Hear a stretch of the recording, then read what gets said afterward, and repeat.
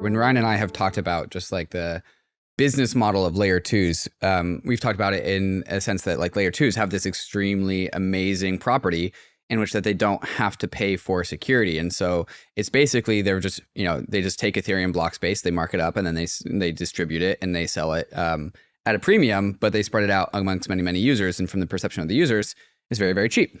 And this has been proved out in spectacular fashion, I would say, by like the Arbitrum treasury. You can just see ETH flowing into that thing. And then you see Arbitrum, the network, buying layer one block space and it just not spending that much on layer one block space and taking in a huge amount of revenue into their treasury on chain that you can witness on the Arbitrum chain. And this has always been like our articulation for just like the, layer twos. You can just do a DCF model on them, and that is their business model. But also, I would be remiss to say that like perfect thought about fundamentals shows up in layer two token prices. There's a bunch of other variables in crypto, much more ghosts in the wires about how things become valued. Mike, how much does this like fundamental analysis actually do you think is important, and what else would you want to add on to any sort of like qualitative analysis of like how to value a token? Yeah, I had some thoughts. I actually just wanted to respond to both what Anthony and Jordy said, because I'm in pretty violent agreement there. And the way that I would describe this is I think there's going to be a barbelling of what happens in the L2 landscape. And this is kind of what I was trying to maybe describe before, not so eloquently, is I think there's going to be some degree of network effects depending on where the ETH flows from main chain. So right now, one of the problems that we've talked about on this podcast and that gets talked about quite a lot on Twitter is kind of the fragmentation of liquidity in the L2 landscape.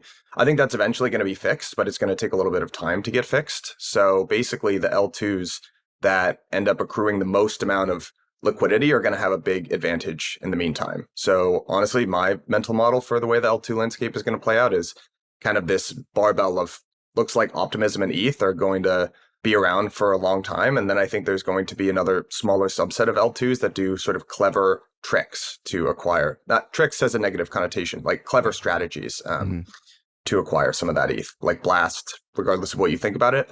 Not financial advice. I have no perspective on the mechanism or whatever, but they've done something pretty clever to attract a bunch of L2s or a bunch of ETH. So you're kind of saying winners are more entrenched than maybe people think, or at least there is a process of entrenchment of layer two chains with a bunch of ETH. Is that what you're saying? Yeah, I am, because I think the way that it's going to work is a bunch of ETH is going to flow up to these sorts of winners. And that's going to lead to more liquidity on exchanges on those platforms, on the borrow-lend parts of those platforms. Like if you want to mint NFTs on those platforms, it's just going to be a massive advantage for a whole bunch of the financial use case that L2s have today. And I think if you're in this sort of messy middle of layer twos where you don't offer something particularly special like yield or some of the stuff that Jordy's doing with Mantle, like you're just going to be like, well, why aren't I doing this on Optimism or Arbitrum or Mantle or Blast or something like that? So I think there is going to be a hollowing out of the middle of L2s, which this sounds a little bare, but I think that's actually a positive because it's going to solve some of that fragmentation that we all feel in the meantime. I also think the fragmentation gets solved with non-financial use cases like Blast or Farcaster is a really good example of that. Like go on Warpcast and tell me that L2s are fragmented. Like that wouldn't even make sense, right? You're just using a social app. But in terms of the valuation and some of the issuance stuff, I agree with you, David. I think cost is a major thing, but maybe just let me poke at that for a second and give you some pushback, which would be, this kind of reminds me of the software business model where they really optimize for gross margins. But then if you look at the net margin, what they end up doing is they end up spending all of that additional stuff on sales and marketing.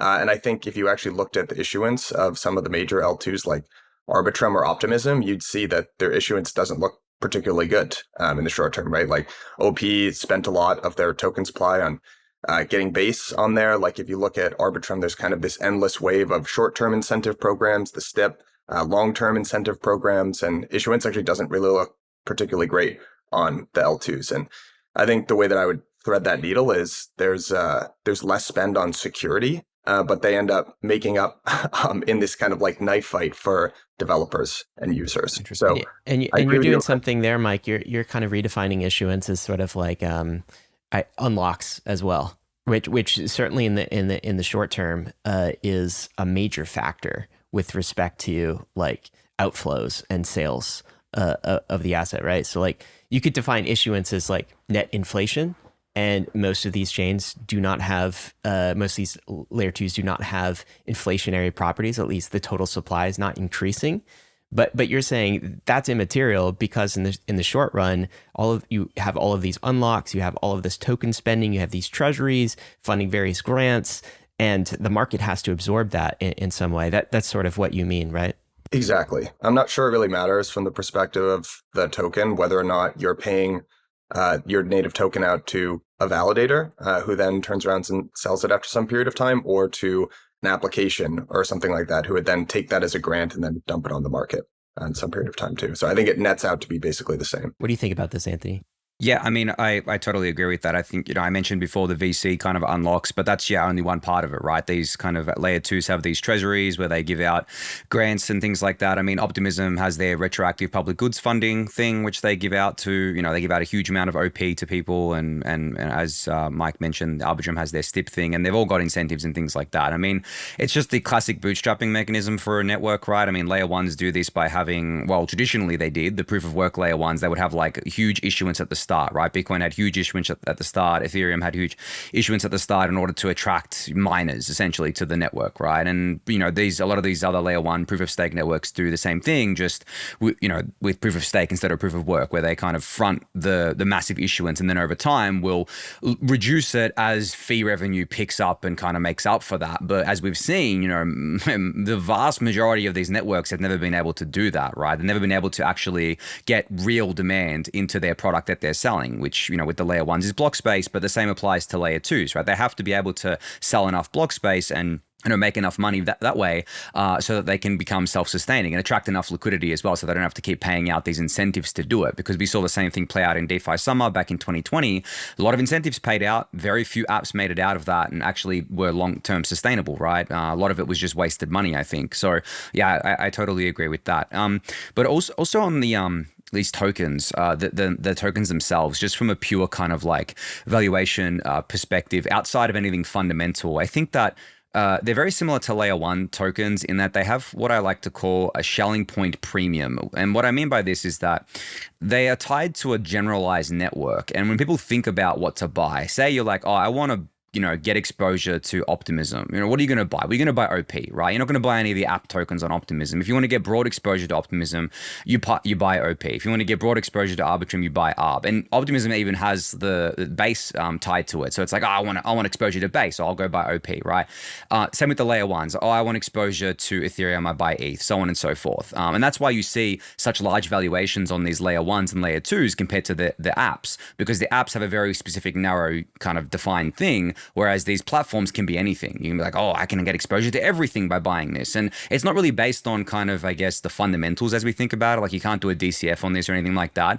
But it's more based on like how many people want to buy it, like the network effect really of that asset. And I think that's why the layer ones, like some of them that have been dead for a long time and they exist as basically zombies, they still have a high market cap because people still buy them as like, oh, if this layer one kind of takes off, I can just buy the native asset and I'll have exposure to everything. I don't have to kind of go into anything else. And I think the same thing's going to play out with some of these L2s. But isn't that a little bit like lazy logic? I mean, I agree with you that that's working and it's been working for years and it seems to keep working ongoing. But like, yeah, when you think about the proof of work, and I don't mean this in the Bitcoin sense, I mean the proof of like building a good product, it seems a lot harder to build like a world-class application that is going to be used by like hundreds of millions of people than just like spinning up another L2 or L1 and tweaking a couple of things. It doesn't. So it seems like people are just being lazy, and it's more like they're using the token as a trading instrument rather than like a fundamental valuation of as an equity. What would this be worth? I agree. It's kind of like a shelling point almost. And I think it's just a reflection of the current market participants in crypto, right? Like, most market participants in crypto are retail and they're not buying, like they like to go down the risk curve, right? And they like to buy these things, like to shield the narratives around these things. And I guess I'm just describing the current state of things and what it's been for actually a very long time, as you mentioned. So I think that ETH and BTC may be graduating above that with the ETFs, but the rest of the stuff is not. The rest of the stuff is still predominantly traded by these retail. And then you have these people who call themselves institutions who just trade trade like retail anyway because they know that it's a good game to play, right?